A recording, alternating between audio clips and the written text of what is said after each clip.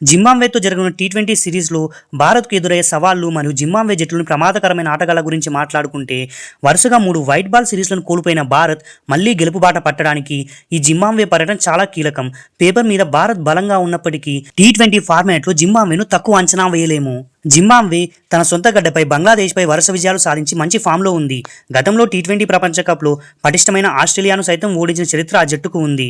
ముఖ్యంగా Zimbabwe captain Sikandar రాజా ఆ జట్టుకు అతిపెద్ద బలం. బ్యాటింగ్ మరియు బౌలింగ్ రెండింటిలోనూ రాణించగల ఇతడు ప్రపంచవ్యాప్తంగా లీగ్ క్రికెట్ ఆడిన అనుభవం ఉన్నవాడు. భారత్ విజయం సాధించాలంటే అతడిని త్వరగా పెవిలియన్ పంపడం చాలా ముఖ్యం.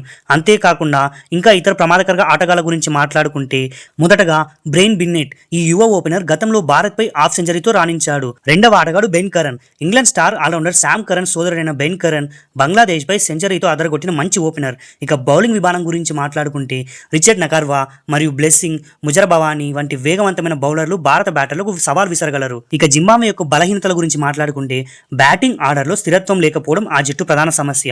టాప్ ఆర్డర్ త్వరగా వికెట్లు కోల్పోతే మిడిల్ ఆర్డర్ ఒత్తిడికి లోనవుతుంది. అలాగే సికిందర్ రాజా లేదా బెన్నెట్పై అతిగా ఆధారపడటం కూడా వారి బలహీనతగా చెప్పవచ్చు. మొత్తం మీద భారత్ ఈ సిరీస్లో జింబాబ్వే పట్ల చాలా జాగ్రత్తగా ఉండాలని సీనియర్స్ పేర్కొంటున్నారు.